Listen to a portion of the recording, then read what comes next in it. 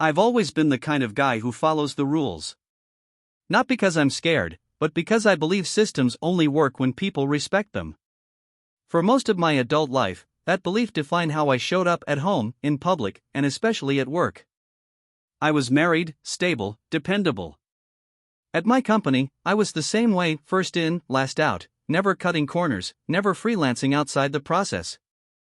If there was a policy, I followed it to the letter, even when everyone else treated it like a suggestion. At first, that mindset seemed to pay off. My performance numbers were strong. I picked up slack when others didn't. I solved problems that weren't technically mine to solve.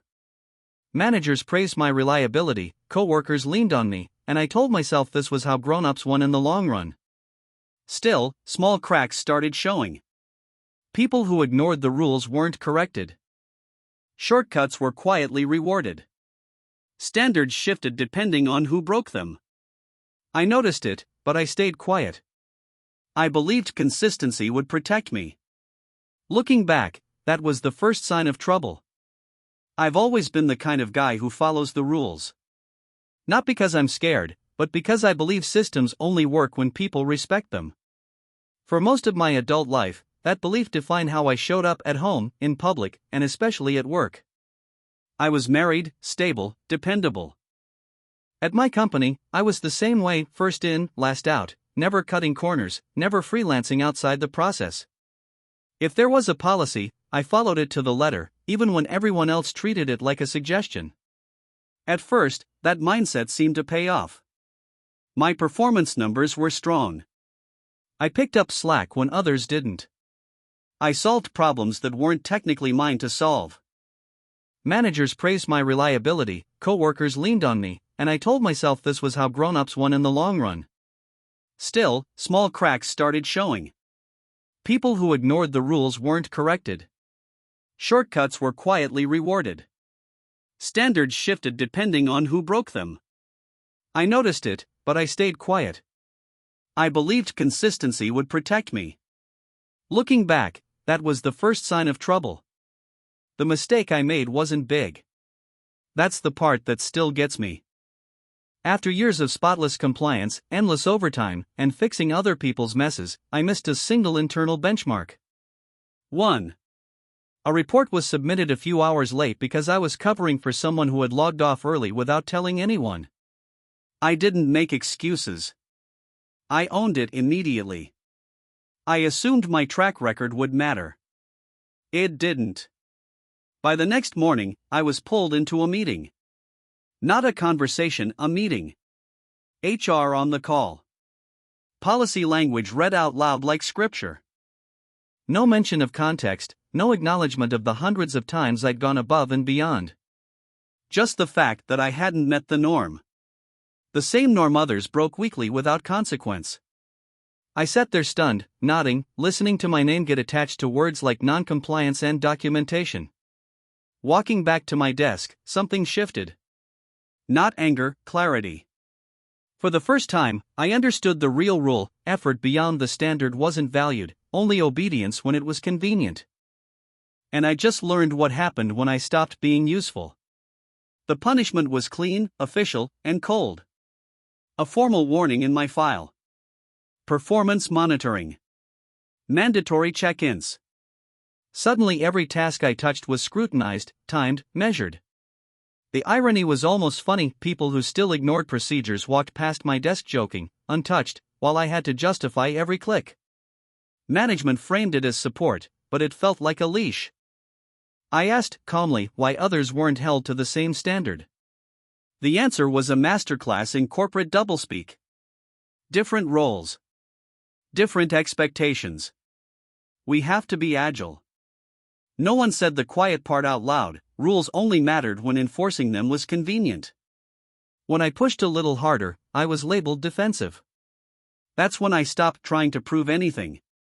Not out of spite. Out of logic. If exceeding expectations earned me nothing and one misstep erased years of effort, then the smart move was obvious. I decided I would meet the norm. Exactly the norm. Nothing more. Nothing less. The change was immediate, and honestly, kind of surreal. I stopped staying late. I stopped fixing issues that weren't assigned to me. If a task ended at 5 o'clock, I logged off at 5 o'clock even if something was clearly about to break. I followed every procedure exactly as written, even the inefficient ones everyone else ignored. No shortcuts. No initiative. Just compliance. At first, no one noticed. Then things started slipping. Small delays turned into missed handoffs. Problems that I used to quietly solve escalated into meetings. My manager asked why I hadn't jumped in. I pointed politely to my workload and the documented expectations. Everything I was doing was correct. Unimpeachable. By the book. What shocked me was how uncomfortable people got when I stopped compensating for the system. The same rules that were weaponized against me suddenly became a problem when I followed them perfectly. And for the first time in a long while, I wasn't exhausted. I was detached. It didn't take long for the cracks to widen. A project stalled because no one else knew how to untangle a dependency I used to handle quietly. A client escalation blew up because I didn't step in after hours like I normally would. Meetings multiplied. Slack messages went unanswered because they arrived outside my documented working time. Management's tone shifted fast. First confusion, then frustration. I was asked if something was going on with me. If I was still engaged. I answered honestly, I was meeting expectations as defined. I was compliant. I was consistent. There was nothing they could point to that I was doing wrong. That's when the sudden events started stacking up. Deadlines missed.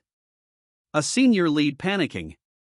Executives asking uncomfortable questions. And every time someone looked in my direction for a fix, they hit the same wall. I wasn't assigned to that, it wasn't documented, and it wasn't within scope. The system they defended was now defending me. Almost overnight, I went from reliable to difficult. Not because I broke rules, but because I stopped bending them. Side-eye replaced praise. Conversations happened without me. I could feel it, the quiet rewriting of the story. I wasn't burned out, I was checked out. I wasn't consistent, I was rigid. The same behavior that once made me valuable was now framed as a problem because it exposed gaps no one wanted to acknowledge. A manager pulled me aside and suggested I take more ownership. I asked what that meant, specifically. More responsibility? More scope? Different metrics? There were no answers, just vibes.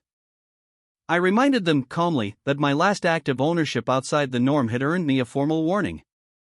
That ended the conversation quickly. That was when I realized something else had shifted. They didn't want a high performer. They wanted someone who would absorb chaos quietly. And I was done doing that for free. HR got involved again, suddenly very interested in my attitude. Not my output, my attitude. They asked leading questions about motivation, teamwork, alignment. I answered carefully, sticking to facts. My performance matched documented expectations. My conduct was professional. My hours were logged. There was nothing to correct without rewriting their own policies. That didn't stop them from trying. I was encouraged to go above and beyond while being reminded of the importance of compliance. Both in the same meeting. When I asked how to do both without risking another violation, the room went quiet. Someone finally said, "You have to use judgment." That was the moment I almost laughed. Judgment was only allowed when mistakes were invisible. After that meeting, I updated my personal rule: no extra effort without extra protection. No verbal promises.